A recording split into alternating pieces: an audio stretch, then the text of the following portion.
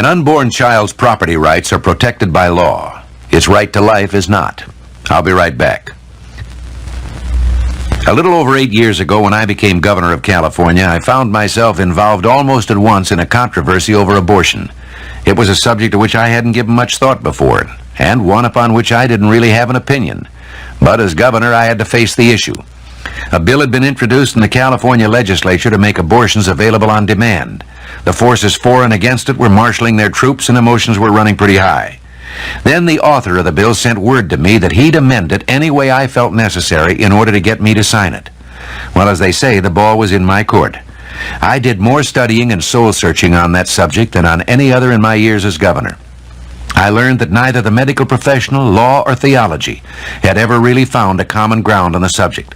Some believed that an unborn child was no more than a growth in the female body and that she should be able to remove it as she would her appendix. Others felt that human life existed from the moment the fertilized egg was implanted in the womb. Ironically, the same legislature that couldn't agree on abortion had unanimously passed a law making it murder to abuse a pregnant woman so as to cause the death of her unborn child. Another inconsistency. Unborn children also have property rights protected by law. A man can will his estate to his wife and children, and any children yet to be born of his marriage. Yet the proposed abortion law in California would have denied the unborn the right to life itself. I went to the lawyers on my staff and posed a hypothetical question. What if a pregnant woman became a widow during her pregnancy and found that her husband had left his fortune to her and the unborn child? Under the proposed abortion-on-demand law, she could take the life of her child and inherit not half, but all of her husband's estate. Now, wouldn't that be murder for financial gain? Well, they said they were glad I wasn't asking the questions on the bar exam.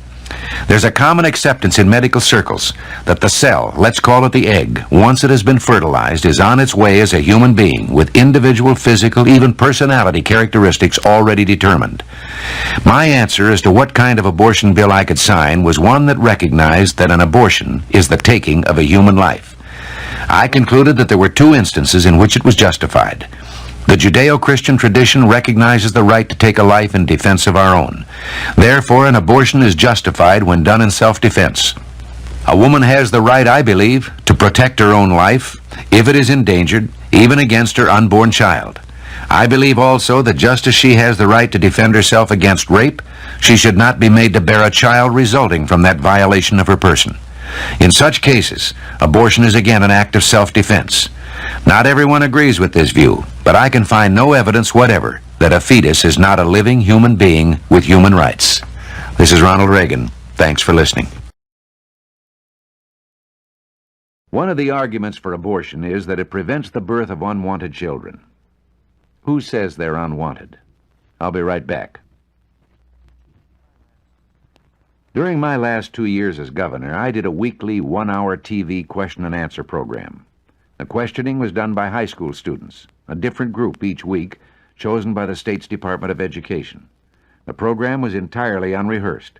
I had no hint of what the questions would be and only met each class a few minutes before the taping began.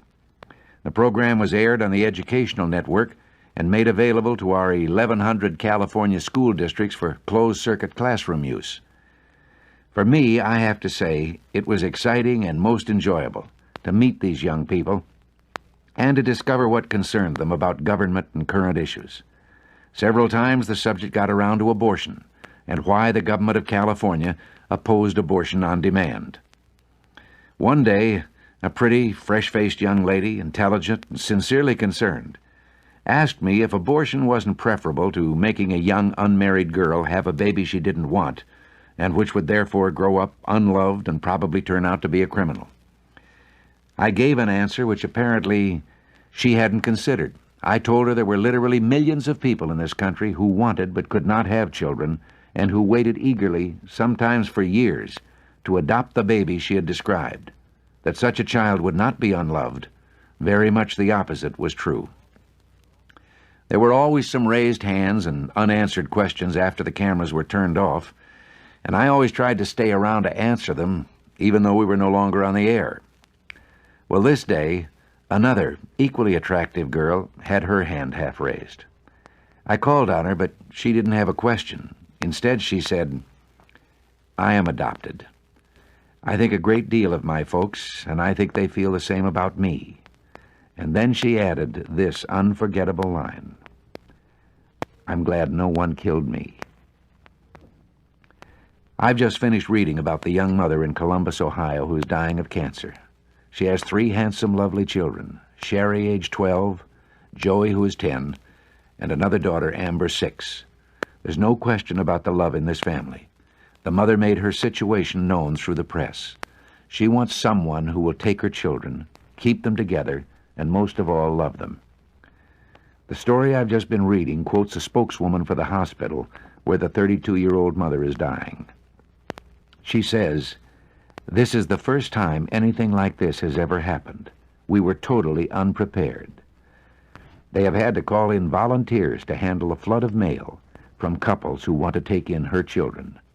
They are not unwanted, nor will they be unloved." God bless America. This is Ronald Reagan. Thanks for listening.